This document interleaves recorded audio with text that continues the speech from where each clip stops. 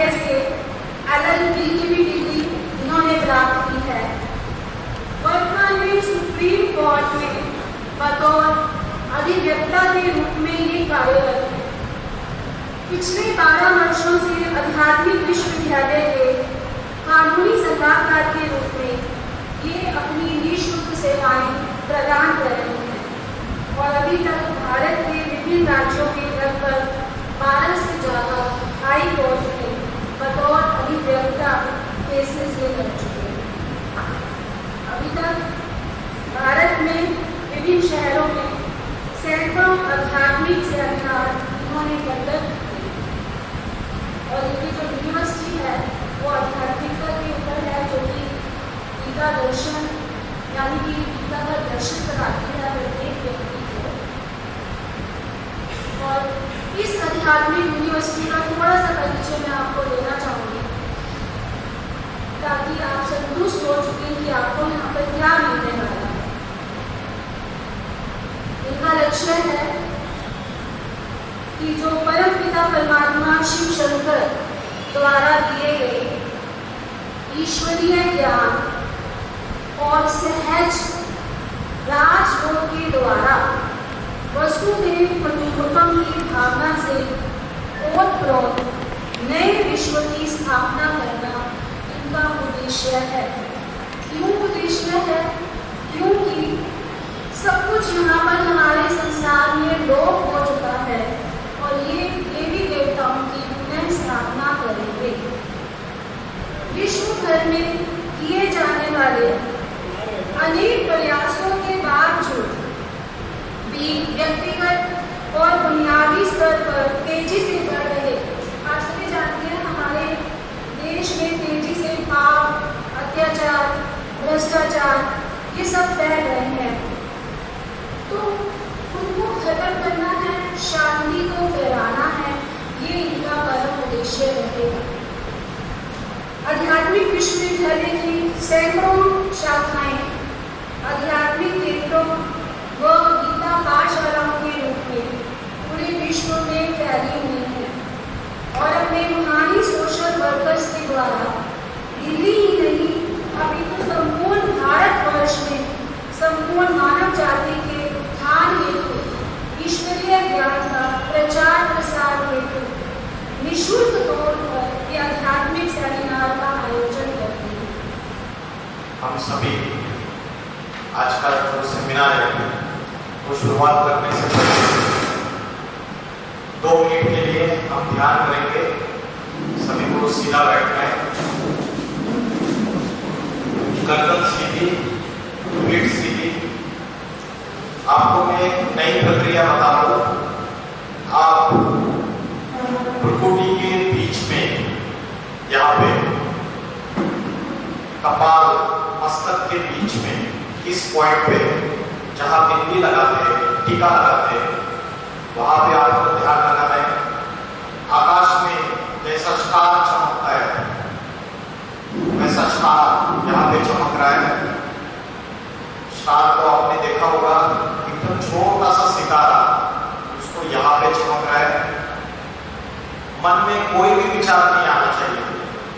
अगर आता भी है तो विचारों के पीछे भागना नहीं है। और दूसरा एकदम इंपॉर्टेंट बात, आंखें बंद नहीं करनी है। शिव शंकर भोलेनाथ, उनकी जितनी मूर्तियां, उनके जितने चित्र आपने देखे रहेंगे ध्यान अवस्था में, उनकी आंखें पूरी बंद होती है या अर्धोन्मीलित नेत्र है। वैसे आधी खुली आधी बंद है ना, तो जो कर्म योग है, ध्यान का जो अभ्यास है, उसको आंखें आधी खुली आधी बंद करके करना है। आपको कंप्लीटली बंद नहीं करनी है। भ्रुकुटी के बीच में यहाँ पे जैसे आकाश में सितारा चमकता है वैसे सितारा चमक रहा है। मन के अंदर दूसरे दूसरे विचार आए, उनके पीछे भागना नहीं है। शुरू करते हैं 2 मिनट के लिए।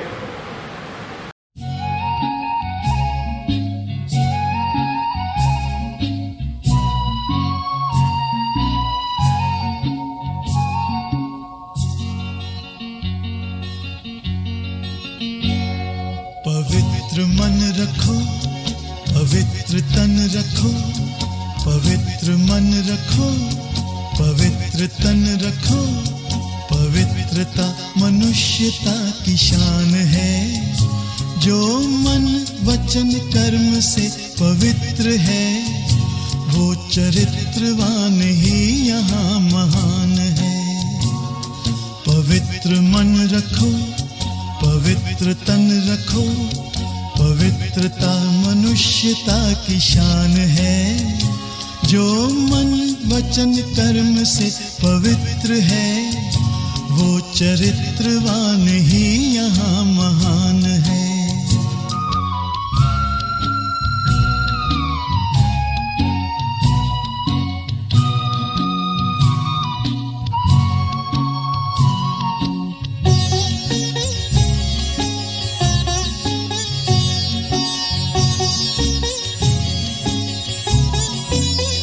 बड़ा ही मूल्यवान है तुम्हारा ये जन्म, तुम्हारा ये जन्म। बड़ा ही मूल्यवान है तुम्हारा ये जन्म, तुम्हारा ये जन्म। जगत की कर्म भूमि में करो भले कर्म, करो भले कर्म। अच्छे रखो विचार, उत्तम करो व्यवहार। अच्छे रखो विचार, उत्तम करो व्यवहार। आदर्श व्यक्ति की ये पहचान है। जो मन वचन कर्म से पवित्र है, वो चरित्रवान ही यहाँ महान है। पवित्र मन रखो, पवित्र तन रखो, पवित्रता मनुष्यता की शान है। जो मन वचन कर्म से पवित्र है, वो चरित्रवान ही यहाँ महान है।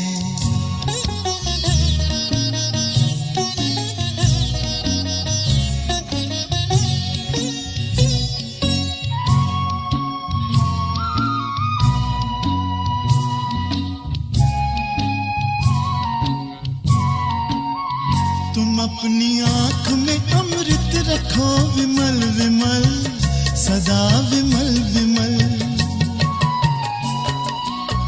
तुम अपनी आँख में अमृत रखो विमल विमल, सदा विमल विमल। तुम्हारी वाणी में माधुर्य हो सरल सरल, सदा सरल सरल।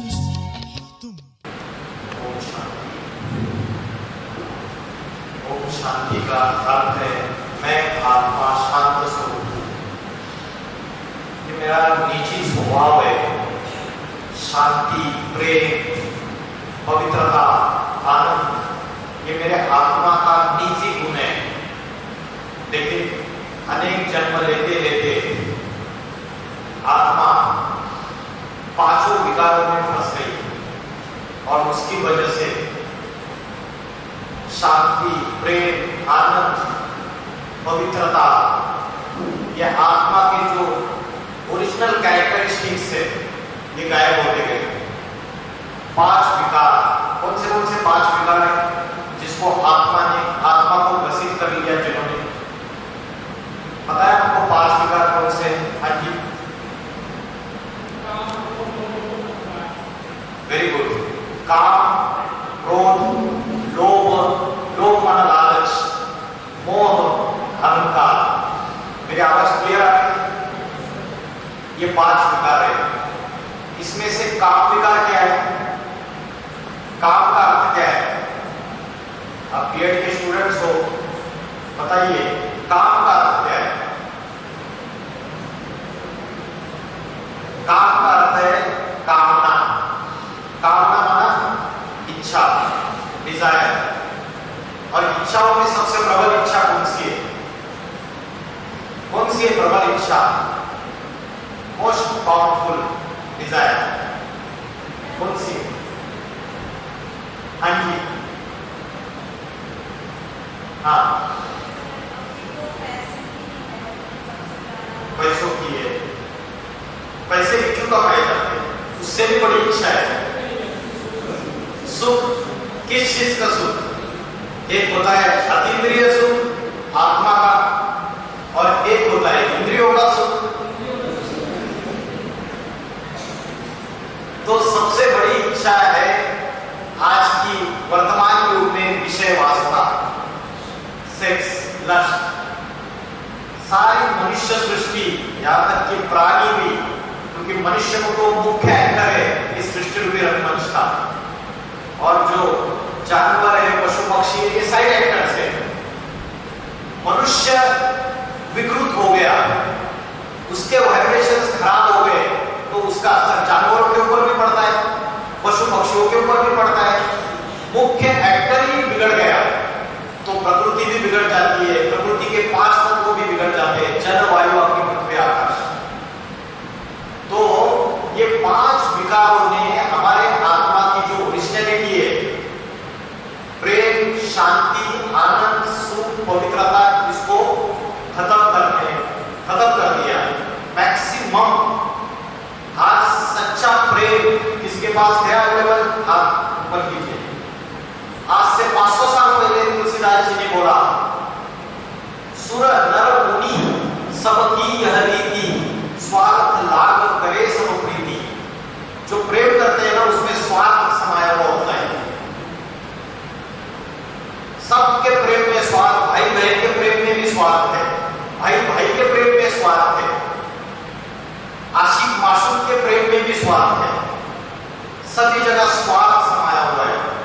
तो जो सच्ची प्रीत है, सच्ची मोहब्बत है, तो नहीं आज उसका कारण आत्मा के अंदर ये 5 विकार प्रवेश कर गए, काम, क्रोध, लोभ, मोह, अहंकार। तो आज का टॉपिक है हमारा सनातन धर्म और हिंदू त्योहारों का आध्यात्मिक महत्व। तो सनातन का अर्थ क्या है? आज all over India social media में चिल्ला रहे हम सनातनी, हम हिंदू है। तो सनातन का अर्थ क्या है? बताइए कोई। सनातन मतलब क्या है? शब्द का अर्थ क्या है? सनातन धर्म का अर्थ क्या है?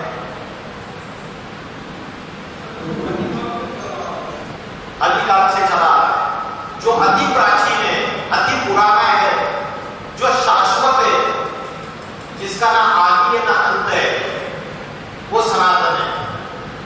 बाकी दूसरे जितने भी धर्म आए, चाहे इस्लाम आया, बौद्ध धर्म स्थापन हुआ, क्रिश्चियन धर्म स्थापन हुआ, संन्यास धर्म स्थापन हुआ, आदि शंकराचार्य आए, उन्होंने संन्यास धर्म की नींव डाली। प्रॉफेट मोहम्मद आए, उन्होंने मुस्लिम धर्म स्थापन किया। गुरु नानक जी आए, उन्होंने सिख धर्म स्थापन किया। ये दूसरे जितने भी धर्म हैं, इनको अति प्राचीन नहीं कहेंगे, क्योंकि सबको पता है कि आज से 500 साल पहले गुरु नानक जी ने सिख धर्म स्थापन किया। आज से 2000 साल पहले जीसस क्राइस्ट ने क्रिश्चियन धर्म स्थापन किया। आज से 2250 साल पहले गौतम बुद्ध जी ने बौद्ध धर्म स्थापन किया। और आज से 1500 साल पहले आदि शंकराचार्य आए और उन्होंने संन्यास धर्म की नींव डाली।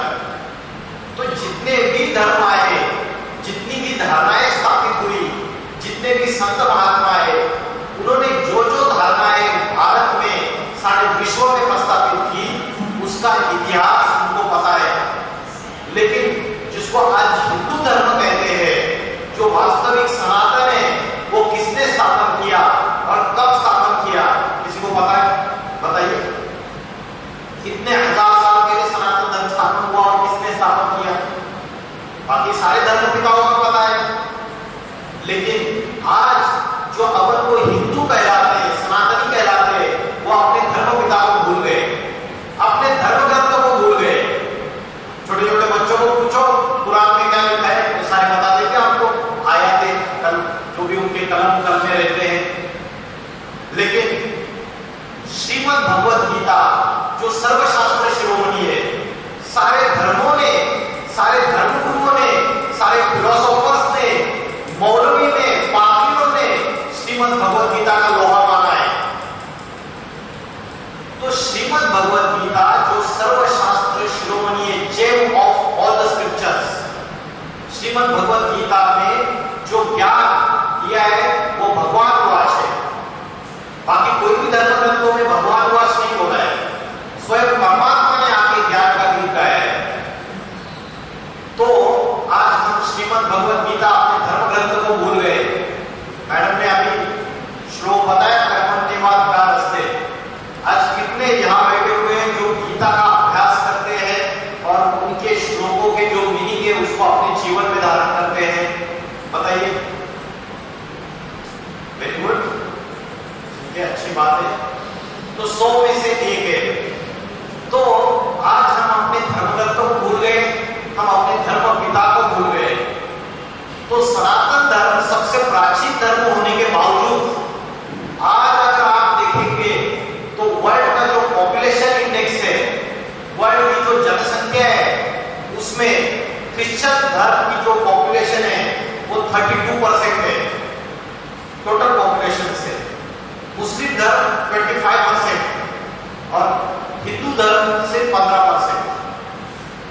क्यों ऐसा हुआ? सबसे प्राचीन है, सबसे पुराना है, उसी धर्म से बाकी धर्म निकले हुए हैं, तो जनसंख्या सबसे ज्यादा होनी चाहिए थी। क्यों ऐसा हुआ? कारण क्या है बताइए। उसका कारण है कच्चे कच्चे हिंदू जो है वो दूसरे धर्मों में कन्वर्ट होते गए। श्रीमद् भगवत गीता में बोला है स्वधर्मे निधनम श्रेया परधर्मे भयावहा। अपने धर्म में मर जाना अच्छी बात है, लेकिन परधर्म स्वीकार नहीं करना चाहिए। धर्म माना धारणा, धारणा माना जो संस्कार, जो श्रीमत, जो ज्ञान भगवत गीता में परमात्मा ने बताया है वो अपने जीवन में धारण करना, उसको बोलते धर्म। हमने उन धारणाओं को आज भूल गए। आज वेस्टर्न कल्चर को आप फॉलो कर रहे हैं या नहीं कर रहे? हमारे जीवन के सारे जितने भी क्रियाकर्म रहते हैं हम प्रभावित है, इन्फ्लुएंस है वेस्टर्न कल्चर से। तो सनातन धर्म ये अति प्राचीन धर्म है, फिर भी आज हिंदुओं की जनसंख्या कम हो गई। तो सनातन धर्म कब स्थापन हुआ और किसने स्थापन किया? सनातन धर्म की धारणाएं आप मुझे बताइए, इस सृष्टि का आदि पुरुष कौन है? जब ये सृष्टि शुरुआत हुई तब से सनातन धर्म चलता है। सृष्टि का आदि पुरुष कौन है? कौन है बताइए? हाँ जी,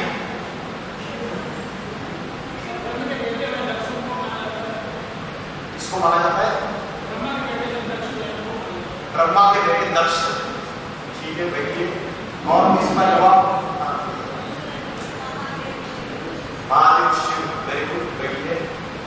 दोनों का जवाब एकदम परफेक्ट है, लेकिन अभी आप उसको टैली नहीं कर पाओगे। मैंने टैली कर दिया, चाहे दक्ष प्रजापिता हो चाहे शिव हो, एक ही चीज है। शास्त्रों में बोला है एको सद विप्रा बहुधा वदन्ति। एक ही सत्य ब्राह्मण है, उसको अनेक अनेक नामों से पुकारा गया है। अच्युतम केशवम राम नारायण कृष्णार्पणम वासुदेव हरि। ये सृष्टि का जो आदि पुरुष है, आदि स्त्री है, जिससे इस सृष्टि की शुरुआत हुई, वो थे शिव और पार्वती, शंकर और पार्वती, आदिदेव आदिदेवी। और मुस्लिम लोग बोलते सृष्टि का प्रथम पुरुष प्रथम स्त्री क्या नाम दिया? मुस्लिम लोग आदम और हव्वा। क्रिश्चियन लोग बोलते सृष्टि का प्रथम पुरुष प्रथम स्त्री एडम और ईव। जैन लोग बोलते आदिनाथ आदिनाथिनी। सबने नाम अलग अलग दे दिए, लेकिन है एक ही पर्सनैलिटी। जैसे नॉर्थ इंडिया में, राजस्थान में गेहूं बोलते हैं, आप तेलुगु में गेहूं को अलग नाम है, मराठी में गेहूं बोलते हैं, कन्नड़ में अलग शब्द है। तो गेहूं क्या चेंज हो गया क्या? एक ही है ना। वैसे अलग अलग नाम दे दिए सृष्टि के आदि पुरुष को। आदम, एडम, आदिनाथ, शिव, अलग अलग नाम दे दिए, है वो एक ही पर्सनैलिटी। तो वो जो प्रथम पुरुष है, वो जो आदि पुरुष है, उसी ने सनातन धर्म की नींव डाली है। सनातन धर्म की शुरुआत उन्होंने की है, जिसके लिए श्रीमद् भगवत गीता में बोला है तुम आदिदेव पुरुषा पुराणा त्वमस्य विश्वस्य परम निधान। का आदि पुरुष है, सबसे पुराना पुरुष है, और इस सृष्टि की जो शुरुआत है उस आदि पुरुष से हुई है। जैसे कोई वृक्ष होता है, तो वृक्ष का बीज भी होता है, तना होता है, टहनियां होती है। तो वैसे ये सृष्टि, ये संसार एक वृक्ष है। इस संसार के वृक्ष का बीज कौन है, जिससे ये सारी सृष्टि शुरुआत हुई? कौन है? पता है ना? अभी आपने जवाब दिया, कौन है? शिव शंकर भोलेनाथ, आदि पुरुष, आदिदेव। तो इस सृष्टि रूपी संसार रूपी वृक्ष का वो बीज है। फिर उसके बाद जड़े है सनातन धर्म, और फिर तना जो सीधा जाता है, जिसको आप बाद में हिंदू धर्म नाम दिया आपने, और अनेक जो ब्रांचेस है उस वृक्ष की, टहनियां, वो टहनियां क्या निर्देशित करती है, क्या दिखाती है? वो टहनियां है अनेक धर्म, मुस्लिम, क्रिश्चियन, बौद्ध, सिख, सन्यासी, अनेक धर्मों की ये शाखाएं। तो जब वृक्ष सरसज्ज होता है, पूरा तैयार हो जाता है, तो किसी की नजर बीज के ऊपर जाती है क्या? बीज को और जड़ों को तो भूल जाते हैं। वो वृक्ष की अलग अलग हरे हरे पत्ते, उसके फूल और फल, उसके ऊपर नजर जाती है सबकी। तो वैसे ही आज ये हालत हो गई, जितने भी युवा है उनको पता नहीं है कि सनातन धर्म है क्या। बीज को भूल गए, जड़ों को भूल गए। वो सनातन धर्म किसने स्थापन किया, कब स्थापन किया, और जो अलग अलग ब्रांचेस है और उसके अलग अलग पत्ते हैं, उसमें जाके फंस गए। तो सनातन धर्म जो है, वो सनातन धर्म स्वयं परम पिता परमात्मा इस सृष्टि पर आके स्वयं आकर स्थापन करते हैं। तो वो कौन सा समय है जब आगे परमात्मा सनातन धर्म की नींव डालते हैं? श्रीमद् भगवद गीता में बोला है, यदा यदा धर्मस्य ग्लानिर्भवति भारत। जब धर्म की ग्लानि होती है, अधर्म का बोलबाला होता है, तब मैं अति साधारण मनुष्य शरीर में अवतरित होता हूं। गीता में यह बात बोली है कि मैं साधारण मनुष्य शरीर में अवतरित होता हूं। श्रीमद् भगवद गीता में एक श्लोक आया है, अवजानाति मां मूढ़ः मानुषी तत्वाश्रितम्। मुझे साधारण मनुष्य शरीर में आए हुए भगवान को मूर्ख बुद्धि लोग पहचान नहीं पाते। क्यों नहीं पहचान पाते? क्योंकि कलयुग के भौतिक सुखों में उलझे हुए रहते हैं। अच्छा खाना, अच्छा पीना, अच्छा पहनना, अच्छा मकान चाहिए, लग्जरियस गाड़ी चाहिए, जो भौतिक सुख है उसी में बुद्धि रखी हुई रहती है। तो परमात्मा अति साधारण मनुष्य तक में इस सृष्टि पे अवतरित होते हैं, और जब सृष्टि में अधर्म बढ़ जाता है, सनातन धर्म की धारणाएं लोप हो जाती है, उस समय फिर से सनातन धर्म की लोप हुई धारणाओं को पुनर्स्थापित करने के लिए परमात्मा स्वयं इस सृष्टि में अवतरित होते हैं। तो मुझे बताइए, अभी जो वर्तमान समय है, क्या उसमें पाप, भ्रष्टाचार, अत्याचार, व्यभिचार, दुख, अशांति, आतंकवाद, हिंसा अति में बढ़ रहा है या नहीं बढ़ रहा है? और ये कलयुग सिर्फ कलयुग नहीं रहा, घोर पापी कलयुग हो गया। ये अंधकार की जो रात्रि है, ये गहरा भी जा रही है। हम अपने अंदर चेक कर सकते हैं स्वयं को। हमारे अंदर ही राम भी बैठा है और रावण भी बैठा है, और राम और रावण की युद्ध चलती रहती है। राक्षसी वृत्तियां माना रावण और दैवी गुण माना राम। तो आप अपने आप को चेक करो कि अपने अंदर डिवाइन क्वालिटीज, दैवी गुण ज्यादा है या राक्षसी वृत्तियां ज्यादा है?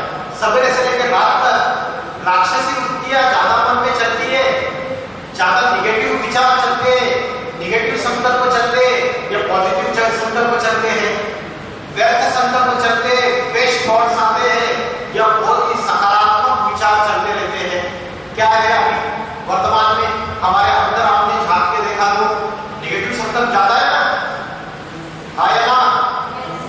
सवेरे से लेकर रात तक, रात को सोने के बावजूद शरीर को आराम देते हैं, लेकिन मन, बुद्धि रूपी आत्मा हमारी भटकती रहती है।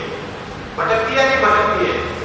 सपने आते हैं। जिन लोगों को कभी देखा नहीं है जीवन में, वो भी दिखते हैं रात को सोने के बाद।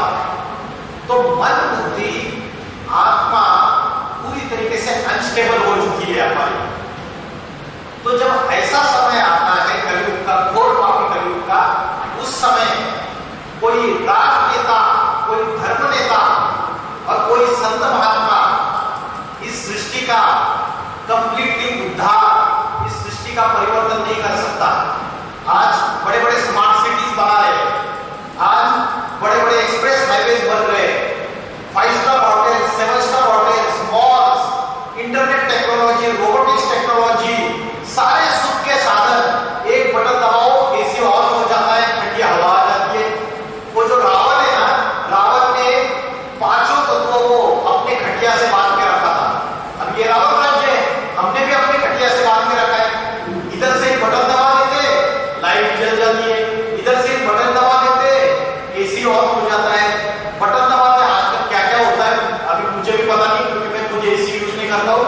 लेकिन इतनी साइंटिफिक इन्वेस्टिगेशंस हो गई है, इतनी डेवलपमेंट हो गई है कि ये प्रकृति के 5 तत्व हमने माना, हम ये रावण राज्य के अंदर है, हमने उसको अपनी खटिया से बांध के रखा है कि जैसे चाहे उसको चलाते हैं।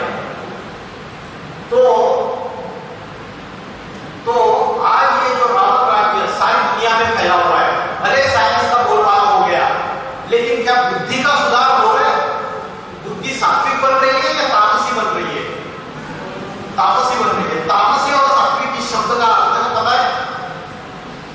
प्योर और इम्प्योर। तो बुद्धि जो है उसका सुधार नहीं हो रहा है।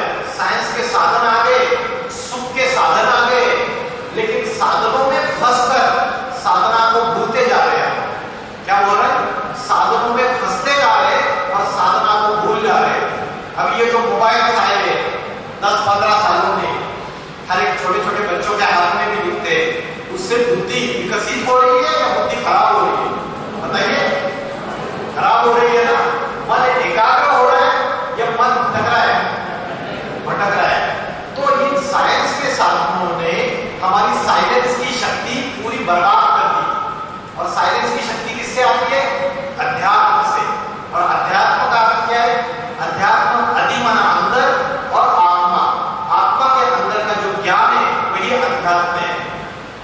और ये अध्यात्म नॉलेज कौन सिखाता है?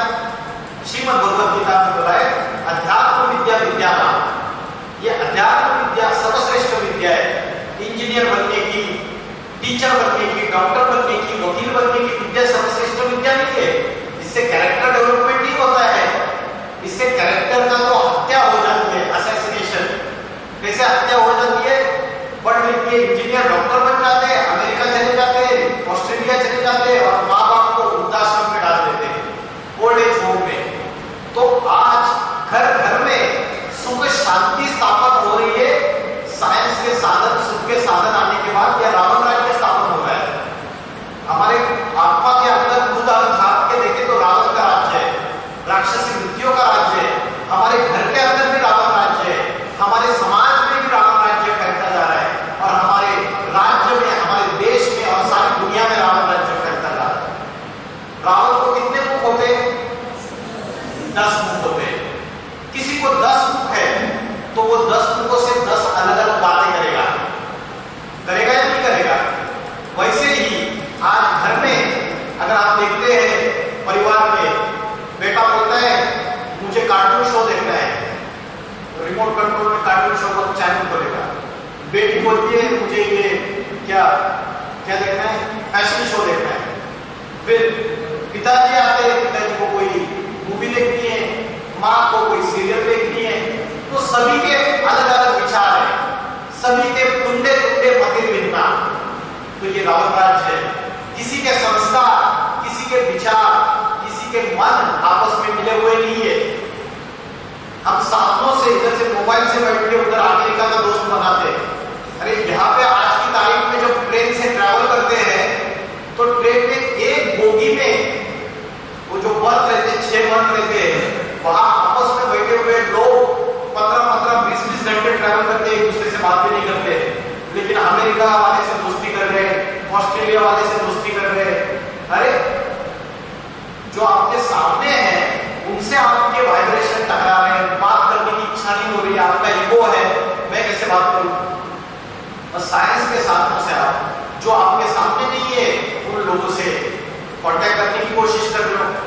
तो आज जो साइंस के साधनों का मिसयूज ज्यादा होता जा रहा है और हम अध्यात्म को भूलते जा रहे हैं, जिसकी वजह से मन की एकाग्रता, मन की प्रसन्नता, सुख, शांति, पवित्रता, प्रेम, आनंद हम खो बैठे। ये जो सच्ची प्रीत होती है, सच्चा प्रेम होता है, आनंद होता है, वो हमारे पास है ही नहीं, क्योंकि आत्मा का ज्ञान नहीं है। तो सनातन धर्म जो है वो आत्मा और परमात्मा का ज्ञान सिखाता है। सनातन धर्म जो है वो राजयोग का ज्ञान सिखाता है। राजयोग क्या है? श्रीमद् भगवत गीता में बोला है, राज विद्या राज गुह्यम पवित्रम इदो उत्तमम। ये राज विद्या एक गुह्य राज है, ये सबसे पवित्र विद्या है और सबसे उत्तम विद्या है और साक्षात ईश्वर के द्वारा सिखाई जाती है। प्रत्यक्षानुभवम धर्म्यम, प्रत्यक्षानुभवम धर्म का अर्थ है स्वयं परमात्मा की इस विद्या को सिखाते हैं। इसलिए आपने शिव शंकर भोलेनाथ का एक चित्र देखा होगा, उसमें शिव शंकर भोलेनाथ बैठे हुए और सप्तर्षि सामने बैठे हुए और उनको वो ज्ञान दे रहे। तो कब आके ब्रह्मा विष्णु शंकर गुरु बन के बैठे, हम बोलते गुरु ब्रह्मा गुरु विष्णु गुरु देव महेश्वर, तो कब आके उन्होंने गुरु का पाठ बताया, कब आके उन्होंने शिक्षक या टीचर का पाठ बताया? वो कौन सा समय है? क्या आज उस परमात्मा की सृष्टि पे आके सद्गुरु बनकर ज्ञान देने की आवश्यकता नहीं है? बताइए मुझे। अध्यात्म का असली अर्थ स्वयं परमात्मा के कोई सिखा नहीं सकता। आज जो बैठे सारे वो दलाल बैठे हुए हैं, जिनको खुद ही पता नहीं कि परमात्मा क्या है और आत्मा क्या है। कॉन्ट्रैक्टर है सारे के सारे। अध्यात्म के नाम पे पाखंड चल रहा है। मैक्सिमम 90%, 90 क्या 95%। इसलिए बोला है सत्यम शिवम सुंदरम, एक शिव ही सत्य है, वही सबसे सुंदर है। God is one, God is truth. Hindu लोग उसको शिव बोलते हैं, क्रिश्चियन लोग उसको गॉड बोलते हैं, मुस्लिम लोग उसको अल्लाह बोलते हैं। सबने नाम अलग अलग दे दिए। और सिख लोग बोलते वाहेगुरु, एक ओंकार निराकार अकाल मूर्त है। और हिंदू लोग बोलते श्रीमद् भगवत गीता में लिखा है, न तद भासे तो सूर्यो न शशांको पावको यद्यपाठ वर्तन्ते तद्धामो परमम। जहां चंद्र सूर्य तारों की रोशनी नहीं पहुंच सकती, उस परम धाम का मैं रहने वाला हूं। परमात्मा निराकार है, ज्योति स्वरूप है। उस निराकार ज्योति स्वरूप सूरज चांद सितारों से परे जो परम धाम है, ब्रह्मलोक है, वहां का मैं रहने वाला हूं। वो हाईएस्ट कॉन्शियसनेस है। जैसे हमारे अंदर भी कॉन्शियसनेस है, चैतन्यता है, लेकिन हमारी चैतन्यता और एक जानवर की चैतन्यता उसमें अंतर है। और जानवर की चैतन्यता और पशु पक्षियों की चैतन्यता उसमें अंतर है। और पक्षियों की चैतन्यता और एक पेड़ की चैतन्यता में भी अंतर है। पेड़ में भी आत्मा है, पेड़ में भी चैतन्यता है, जानवरों में भी है और मनुष्य में भी है। मनुष्य सबसे बुद्धिमान प्राणी है, उसमें सबसे ज्यादा कॉन्शियसनेस है। और उससे भी सबसे हाईएस्ट कॉन्शियसनेस किसमें है? वो है सुप्रीम सोल। आत्मा माना सोल और सुप्रीम सोल माना परमात्मा। परम प्लस आत्मा, परम का अर्थ है श्रेष्ठ, सबसे हाईएस्ट।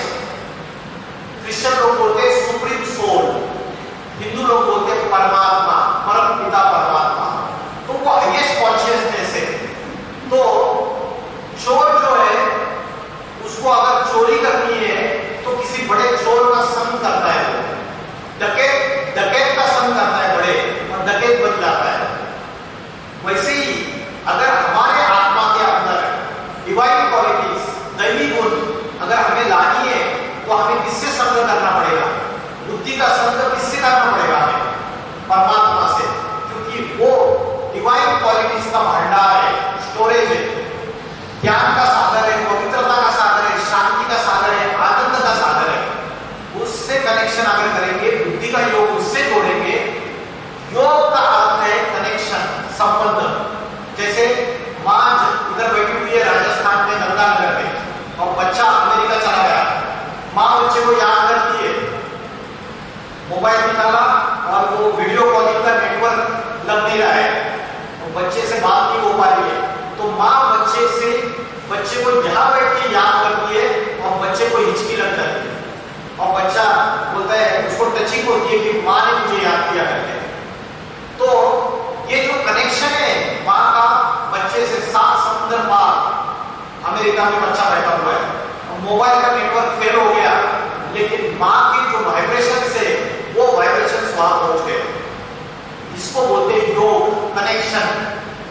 तो कनेक्शन किससे करना है? आत्मा का कनेक्शन परमात्मा से करना है, हाईएस्ट कॉन्शियसनेस, और वही राजयोग की प्रक्रिया है। और राजयोग की प्रक्रिया के लिए सन्यासी के वस्त्र पहनकर जंगल में जाने की जरूरत नहीं है।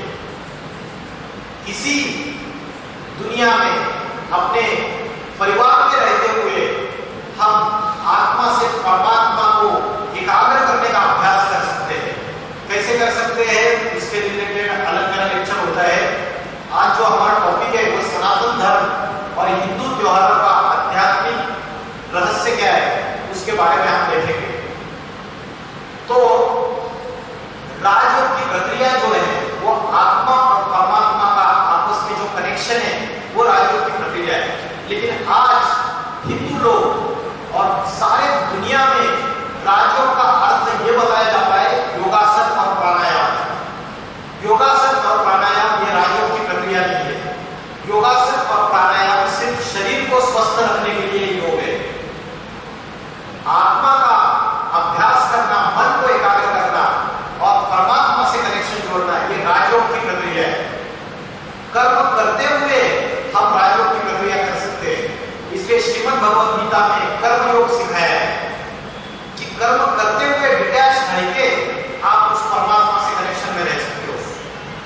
तो शिव शंकर भोलेनाथ जो सनातन धर्म जिन्होंने स्थापन किया है, जिसके लिए श्रीमद् भगवद गीता में बोला है, एक श्लोक आया है कालोस्मि, कालोस्मि, मैं इस सारी सृष्टि का महाकाल हूं। महाकाल का अर्थ क्या है बताइए? काल का अर्थ क्या है? काल, काल का अर्थ समय नहीं, और एक अर्थ है, बोलते हैं इसका तो काल आ गया। काल माना मृत्यु और महाकाल माना महामृत्यु। कोरोना दुनिया में आया था तो काल आया था, महाकाल नहीं आया था। महाकाल माना महामृत्यु। जब सारी सृष्टि का विनाश का समय अग्रसर होता है, सारी सृष्टि विनाश के कगार पे खड़ी हो जाती है, वो महाकाल, महामृत्यु का समय है। लाखों मर गए कोरोना में, उसको महाकाल नहीं बोलेंगे। शंकर को नाम दिया महाकाल और बोलते हैं महाकाल की जो शरण में जाएगा उसको काल क्या खाएगा। कुछ बात बोलते हैं तो कभी तो प्रैक्टिकल में हुई रहेगी।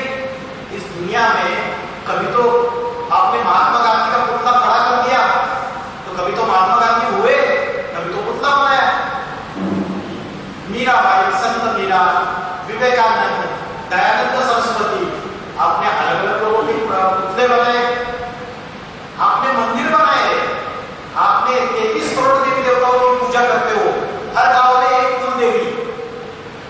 भारत में करोड़ों गांव होंगे, एक राज्य में 40-40, 50-50 जिले होते हैं, एक जिले में इतने सारे गांव होते हैं और हर गांव की कुल देवी अलग अलग। 33 करोड़ देवी देवताओं का गायन है। तो कभी प्रैक्टिकल इस सृष्टि में उन्होंने वो डिवाइन वर्च्यूज, डिवाइन क्वालिटीज, देवी का अर्थ क्या है जिसके अंदर डिवाइन क्वालिटीज है, तो कभी तो उन्होंने प्रैक्टिकल इस सृष्टि पे रोल प्ले किया रहेगा। तो वो रोल कब प्ले किया?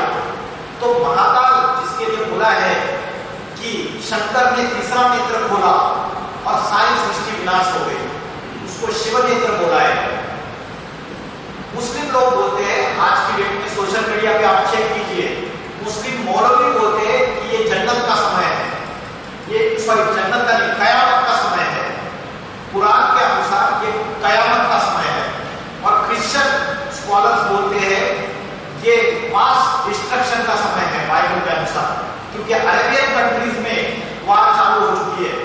अभी इसराइल और पैलेस्टाइन के बीच में जो वार चल रही है, तो ये जो शुरुआत है वो इंडिकेशन है कुरान और बाइबल में।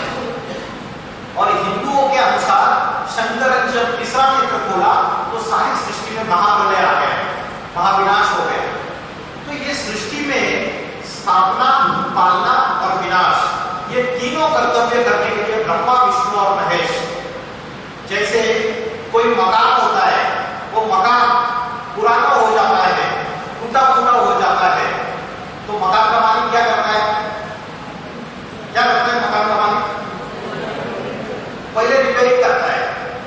बीवी बाल बच्चों को परेशानी हो रही है, छत से पानी टपक रहा है, दीवारों में क्रैक्स आ रहे हैं, तो पहले रिपेयरिंग करता है। एक बार रिपेयरिंग करता है, 2 बार रिपेयरिंग करता है, 3 बार रिपेयरिंग करता है, 4 बार रिपेयरिंग करता है। बार बार रिपेयरिंग करने के बावजूद मकान सुधरने का नाम नहीं ले रहा है और टूटा फूटा होता जा रहा है। तो फाइनली मकान का मालिक क्या करता है? डिमोलिशन, डिस्ट्रक्शन, पुराना मकान तोड़ देना, नया मकान बांध के तैयार कर देना। पहले पुराना मकान तोड़ के नहीं करता है, पहले अपने नया मकान बांध के तैयार करता है, अपने बीवी बाल बच्चों को सुरक्षित शिफ्ट कर देता है, फिर पुराना मकान तोड़ देता है। वैसे ही ब्रह्मा, विष्णु और महेश, इस सृष्टि में पाप, भ्रष्टाचार, अत्याचार, हिंसा जब जब बढ़ती चली गई तो महात्मा बुद्ध आए। जब महात्मा बुद्ध आए तब नर बलि, पशु बलि की परंपराएं भारत में आदि में फैल चुकी थी। नर का बलि दिया जाता था, तो उन्होंने क्या किया? रिपेयरिंग किया, अहिंसा का पाठ पढ़ाया, रिपेयरिंग किया। आदि शंकराचार्य आए। आदि शंकराचार्य जब आए उन्होंने ब्रह्मचर्य का ज्ञान दिया, और आदि शंकराचार्य आने से पहले भारत के राजाए भोग विलास में इतने मस्त हो चुके थे, अनेक रानियों में बुद्धि भारत के राजाओं की फंसी पड़ी हुई थी, प्रजा के ऊपर क्या ध्यान देंगे। तो अपवित्रता का वातावरण सृष्टि में फैल चुका था। तब आदि शंकराचार्य आए, उन्होंने रिपेयरिंग किया इस सृष्टि रूपी मकान में और पवित्रता का ज्ञान दिया, ब्रह्मचर्य का ज्ञान दिया। तो भारत के राजाए कितने सारे उन्होंने राजपाट छोड़ दिया और संन्यास धर्म धारण कर लिया। पवित्रता, भारत पवित्रता में थम गया। तो आदि शंकराचार्य आए, गुरु नानक जी आए, गौतम बुद्ध आए, तुलसीदास आए, कबीरदास आए, संत मीराई, सूरदास आए, अनेक अनेक संत महात्माएं आए। इन संत महात्माओं ने इस सृष्टि का टाइम टू टाइम रिपेयरिंग किया। रिपेयरिंग किया ना, लेकिन क्या इस सृष्टि को नया बना पाएंगे? क्या अधर्म, क्या अनैतिकता खत्म हो गई या और ही बढ़ती चली गई इनके आने के बावजूद? ये आए और चले गए और सृष्टि नीचे गिरती गई। दूध के घड़े में अगर ऊपर से एक विष की बूंद डाल दी तो सारा ही दूध विष हो गया ना। सनातन धर्म की धारणाओं में इस्लाम आया, उन्होंने अपना ज्ञान सुनाया, एक नई धारणा स्थापित हो गई। जीसस क्राइस्ट आए, उन्होंने अपना ज्ञान सुनाया, एक नई धारणा स्थापित हो गई। तो वो विष तो फैल गया ना अनेक अनेक धर्मों की, अनेक अनेक धारणाओं का। तो अगर अभी दूध को हमें विष से निर्विष बनाना है तो क्या करना पड़ेगा बताइए? ऊपर से कितना भी दूध डालो आप, वो विष खत्म हो जाएगा क्या? आदि शंकराचार्य आए, उन्होंने ऊपर से दूध डाला, विष खत्म हो गया। गौतम बुद्ध आए, उन्होंने ऊपर से दूध डाला, विष खत्म नहीं हुआ। अधर्म सृष्टि में फैलता गया। तो इसीलिए कलयुग के अंत में परमात्मा शिव शंकर भोलेनाथ को स्वयं इस सृष्टि पे अवतरित होना पड़ता है। जब सनातन धर्म की धारणाएं लोप हो जाती है और अधर्म का विष चारों तरफ फैल जाता है, तो शंकर के द्वारा विनाश गाया हुआ है। अच्छा, किस चीज का विनाश करता है? कोई बाप होता है कि अपने बच्चों का विनाश कर दे? ऐसा कैसा बाप? शिव का अर्थ है कल्याणकारी। शिव का अर्थ है कल्याणकारी। तो किस चीज का विनाश करता है? वो विनाश करता है अनेक धर्मों का, अनेक जातियों का, अनेक विकृतियों का, अनेक परंपराओं का, पुराने पद का विनाश कर देता है और एक आदि सनातन देवी देवता धर्म स्थापन करता है। तो शंकर के द्वारा जो विनाश है वो पुराने पद का विनाश है। इस बात को हम समझ नहीं पाते हैं और किसी भी संत महात्मा धर्म नेता में ये ताकत नहीं है कि अनेक धर्मों का विनाश करे। जब तक इस सृष्टि पे अनेक धर्मों का विनाश होके एक धर्म, एक राज्य, एक भाषा, एक जाति स्थापन नहीं होती है, तब तक इस सृष्टि में राम राज्य नहीं आ सकता। सनातन धर्म का झंडा लहरा नहीं सकता। इस सृष्टि में सतयुग नहीं आ सकता, जिसके लिए मुस्लिम लोग बोलते जन्नत, क्रिश्चियन लोग बोलते पैराडाइज, हिंदू लोग बोलते स्वर्ग या वैकुंठ या राम राज्य या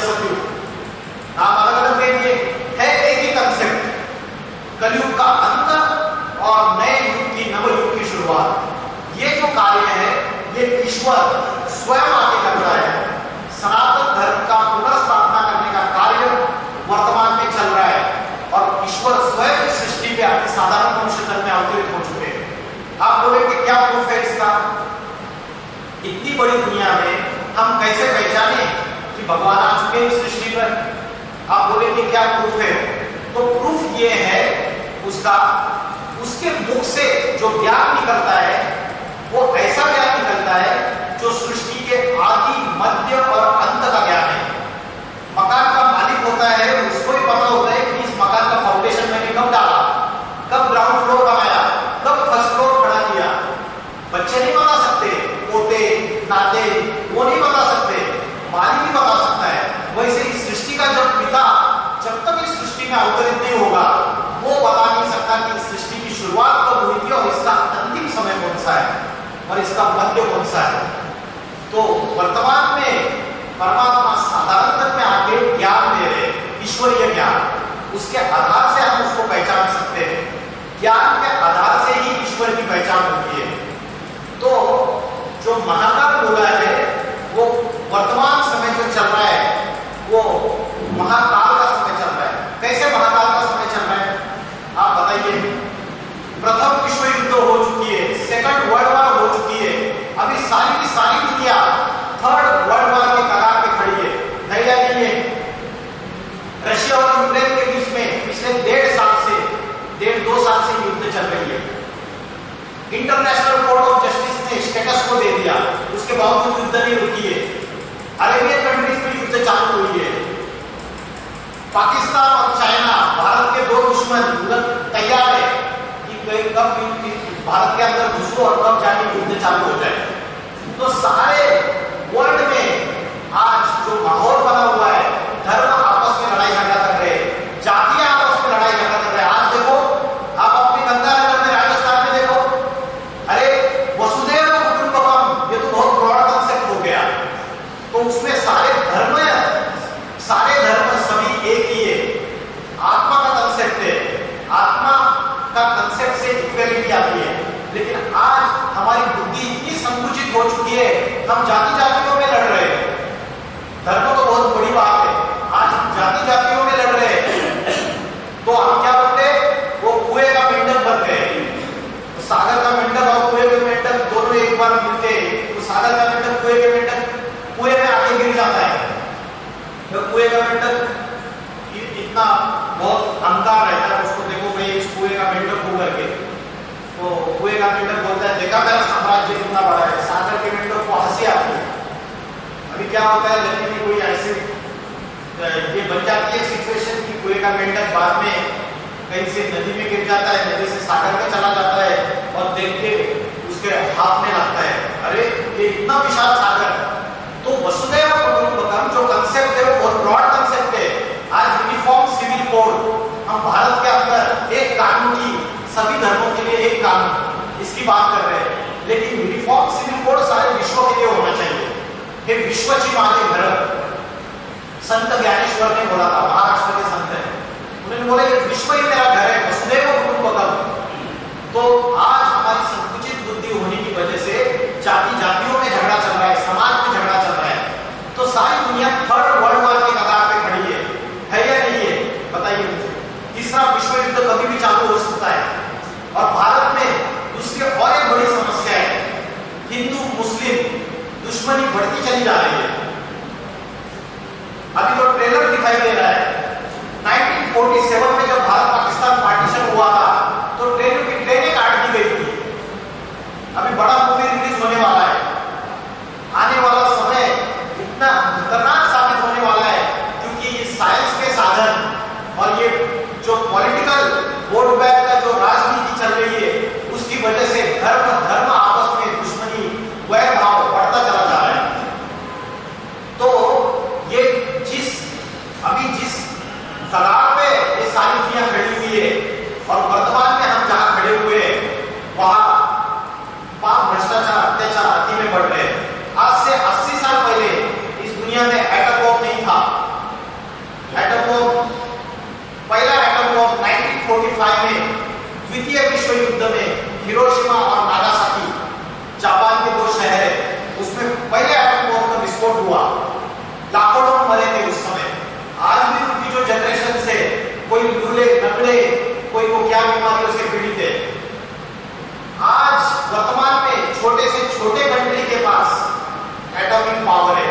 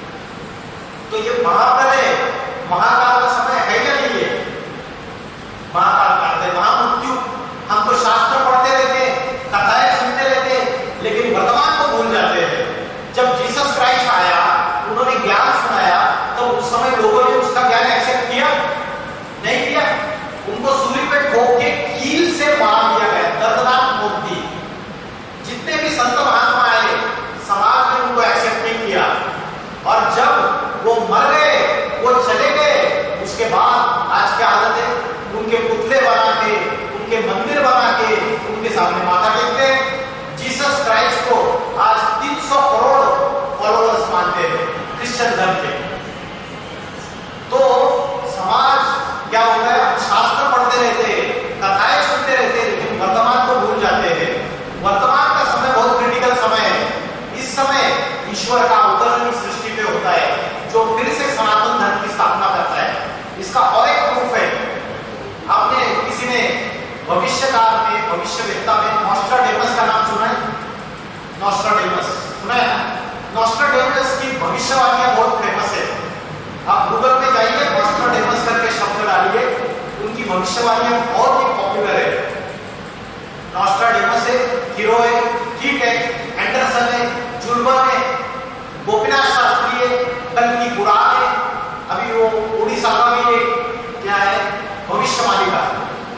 ये सभी जितनी भी भविष्यवाणिका, भविष्यवाणियां है, इन्होंने एक बात कॉमन बोली है कि 21वीं शताब्दी में, 21st सेंचुरी में उत्तर भारत से एक महापुरुष का अवतार होगा। वो महापुरुष योगियों का भी योगी होगा। वो आत्मा और परमात्मा के ऐसे रहस्य प्रकट करेगा कि बड़े बड़े साइंटिस्ट, फिलोसोफर उसके सामने नतमस्तक हो जाएंगे।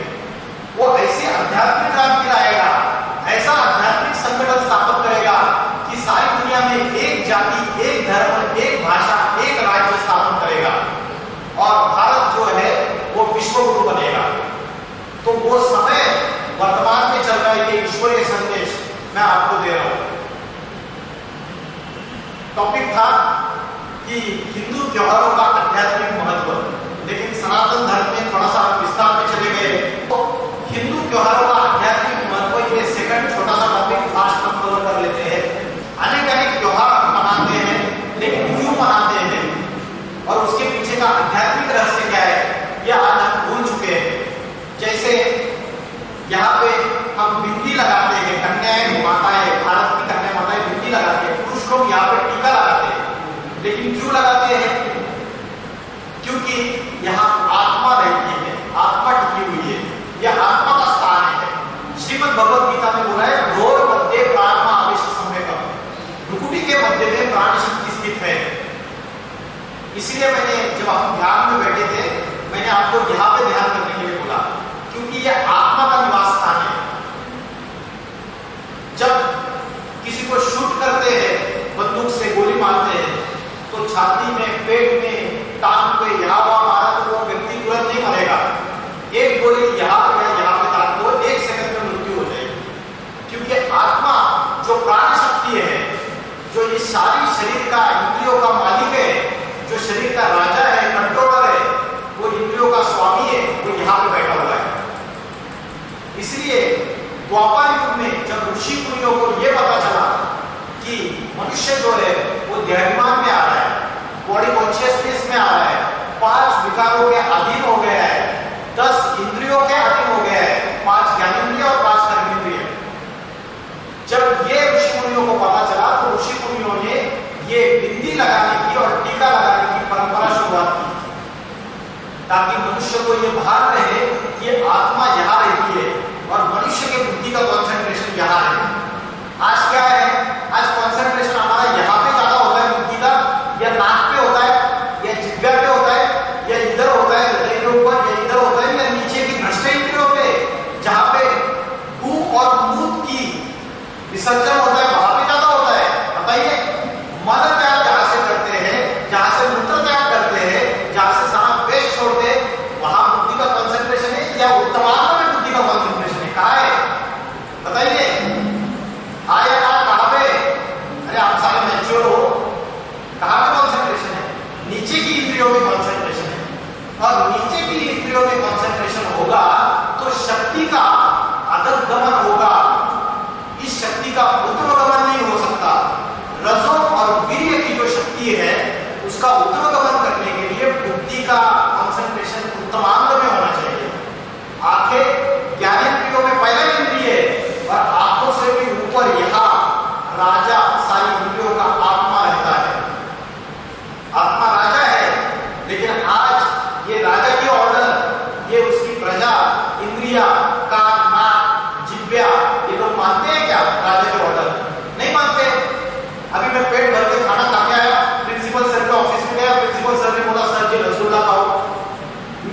आत्मा रूपी राजा ने और मेरे बुद्धि ने डिसीजन दिया कि मत खा, इनडाइजेशन हो जाएगा और उल्टी हो जाएगी, पेट खराब हो जाएगा। लेकिन मेरे राजा का ऑर्डर मेरी इंद्रियों ने माना नहीं, जिब्या लज्जायमान हो गई, रसगुल्ला देखते ही हाथ रसगुल्ले की तरफ चले गए और मुंह में उठा के डाल दिया। तो इंद्रियां मेरे राजा के ऑर्डर मान रही है क्या आज की तारीख में? नहीं मान रही है, क्योंकि राजा कमजोर हो चुका है। सेल्फ सोल कॉन्शियसनेस है ही नहीं, आत्मा का भान है ही नहीं।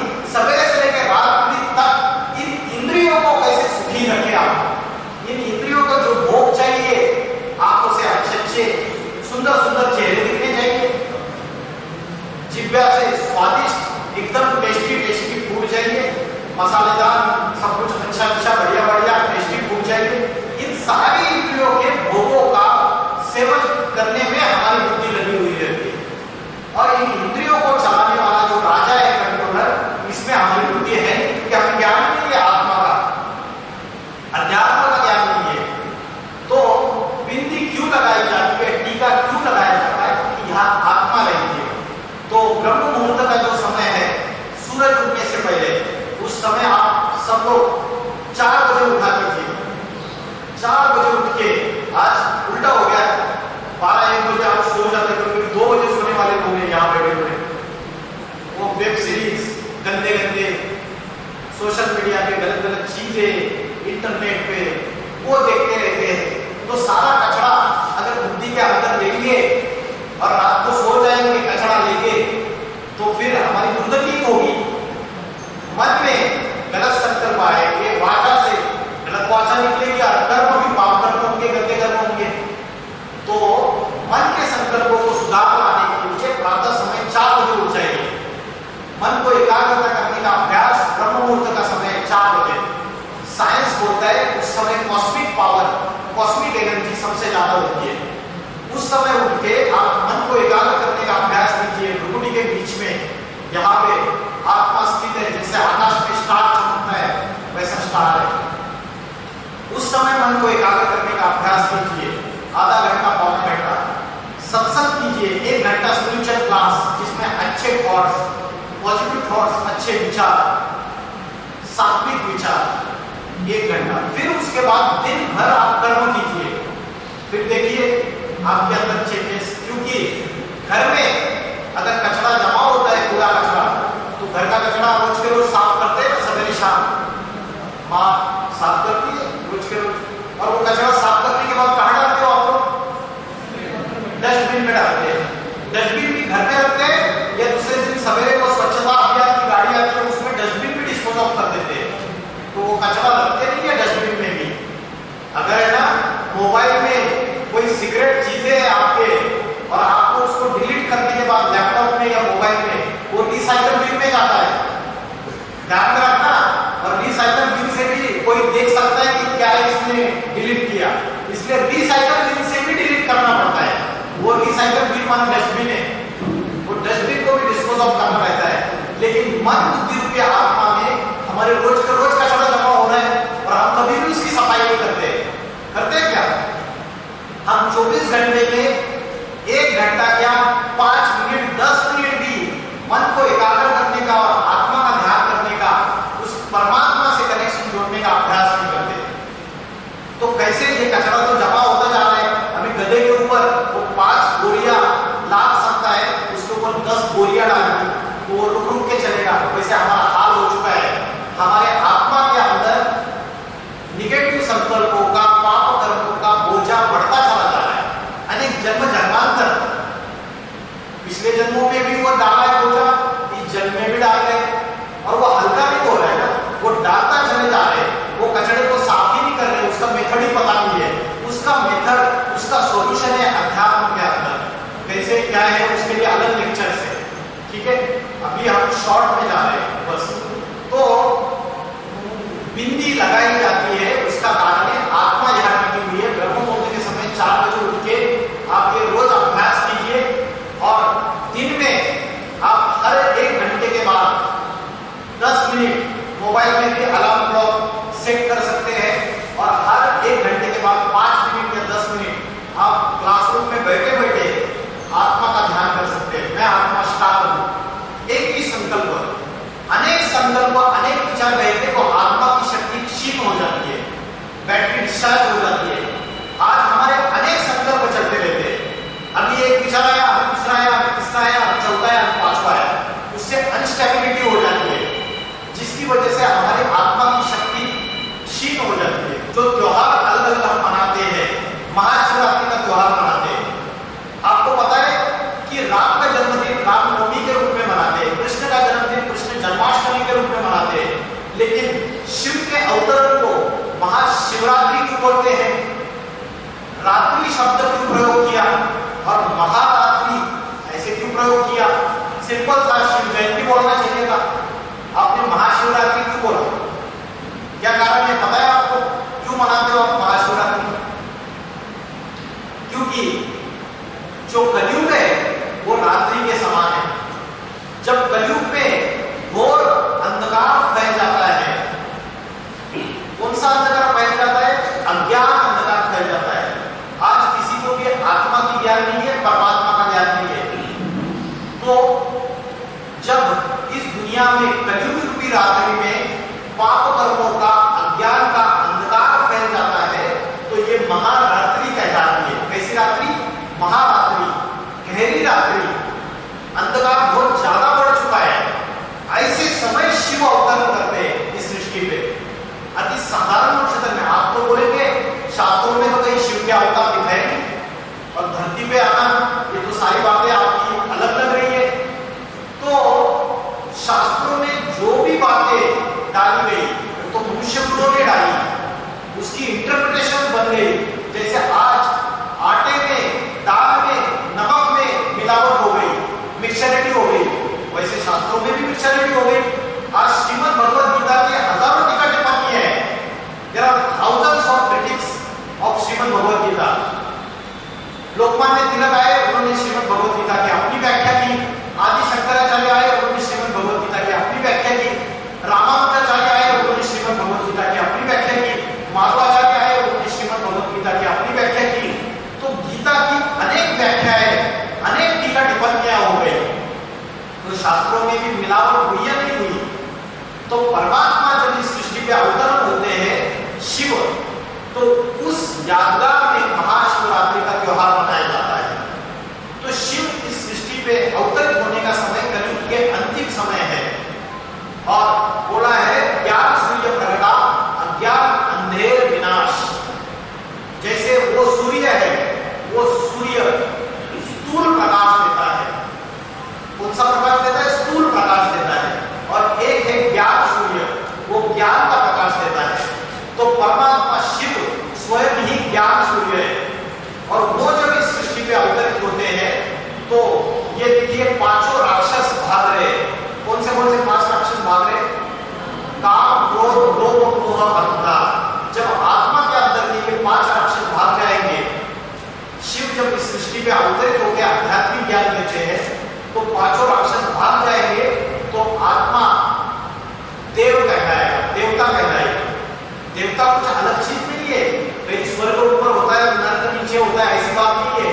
इसी सृष्टि पे जब मनुष्य के अंदर दैवी गुण, डिवाइन क्वालिटीज ज्यादा हो जाती है, तो वो देवता कहलाता है। और जब राक्षसी वृत्तियां ज्यादा हो जाती है, तो वो राक्षस कहलाता है। श्रीमद् भगवद गीता में 2 ही कैटेगरीज दी है, 2 ही प्रकार की कैटेगरीज बताई है, एक देवता और दूसरी राक्षस। तीसरी कैटेगरी नहीं दी है मनुष्य करके।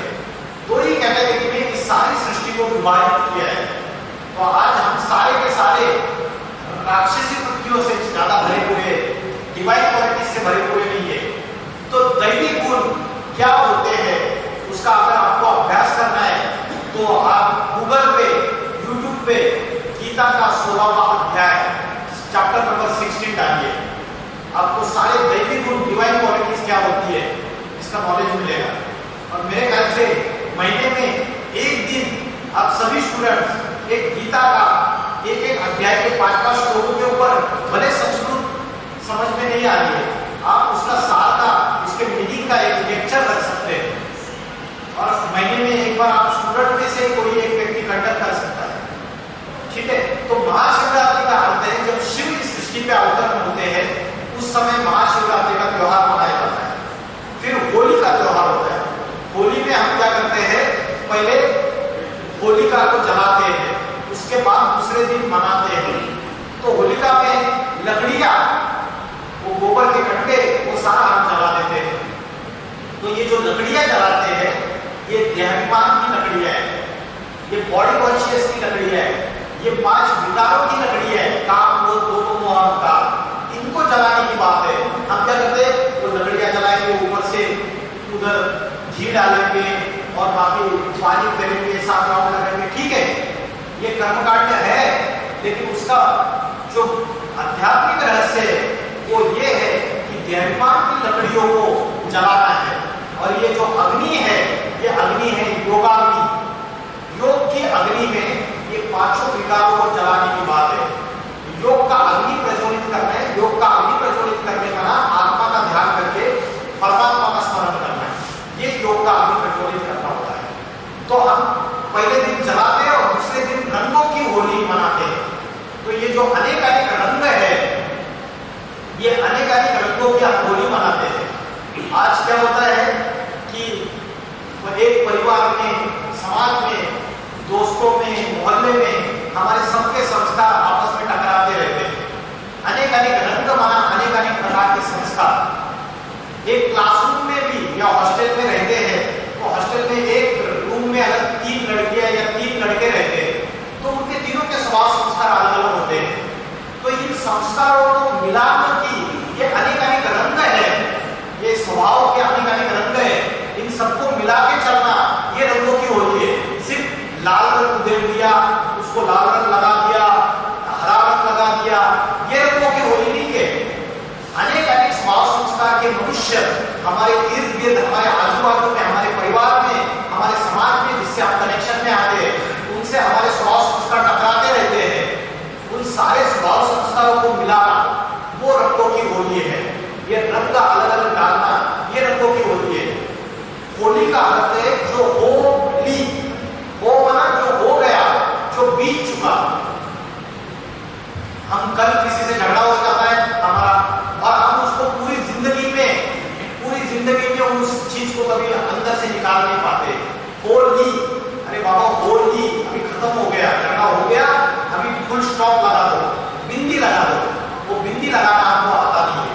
होली का अर्थ है पुरानी चीजों को फुल स्टॉप लगाना और नई चीजों को शुरुआत करना, ये होली है।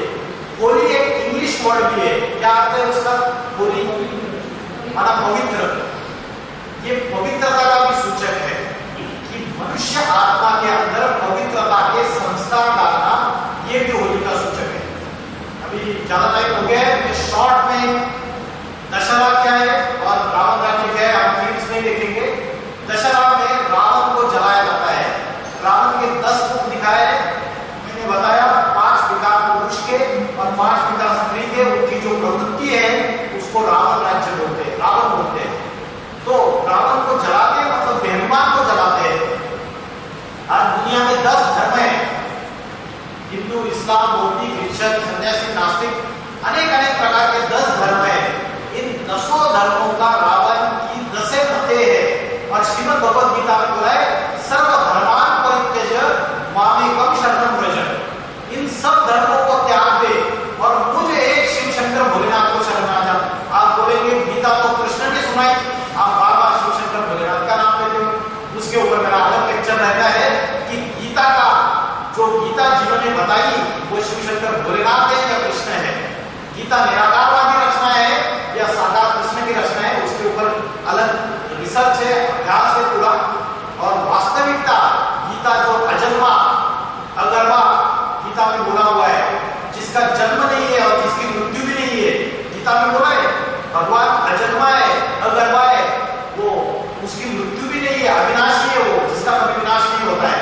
तो मुझे बताइए कृष्ण का जन्मदिन दिखाया है, वसुदेव और देवकी के द्वारा कृष्ण का जन्म दिखाया है, और कृष्ण की मृत्यु भी दिखाई है। बहिनी ने पाव पे तीर मारा और कृष्ण की मृत्यु दिखाई हुई है।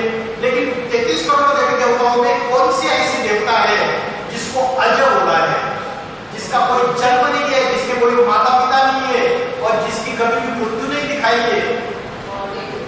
शिव शंकर भोलेनाथ महादेव, अजन्मा, अमरनाथ, अकाल, ये उनके नाम है।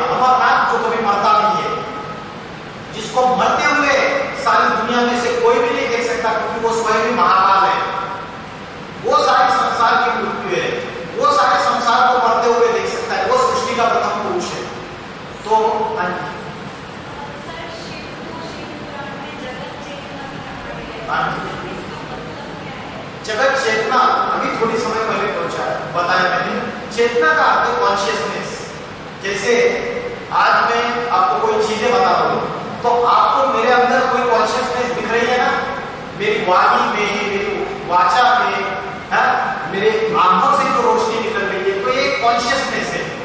अभी दूसरा व्यक्ति कोई आके इधर बैठ गया और एकदम डल तरीके से ऐसे बैठ गया, तो उसकी कॉन्शियसनेस कम है, वो बात भी उस तरीके से रख नहीं पा रहा है। तो जो सृष्टि की हाईएस्ट कॉन्शियसनेस है, जगत चेतना, वो शिव है। और जो हाईएस्ट कॉन्शियसनेस है, उससे अगर मैं बुद्धि का योग लगाऊंगा तो मैं उसके समान बन जाऊंगा। आत्मा का परमात्मा के समान बाप बाप ही रहता है। बच्चा बाप समान बन सकता है, बाप नहीं बन सकता।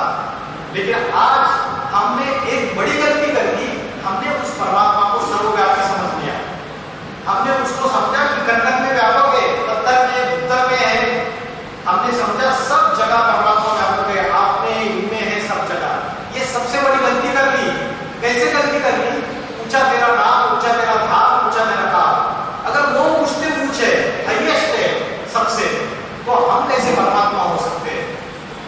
लेकिन बोला शिवो हम ब्रह्मास्मि, ये हम बोलते हैं, ये सबसे बड़ी गलती है।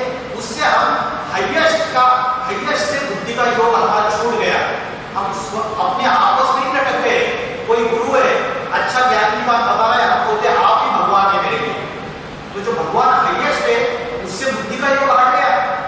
कोई स्टूडेंट बोलती है वो टीचर मैडम बहुत अच्छी है, बहुत अच्छा सिखाती है, मेरे लिए तो भगवान के समान है। तो टीचर है, मैं हूं ज्ञान सुनाने वाला निमित्त मात्र, या दूसरे कितने भी लोग हैं, देश के प्राइम मिनिस्टर भी है, सभी पापी है या 100% पावन है? 100% पावन एक शिव है, बाकी सभी पतित है।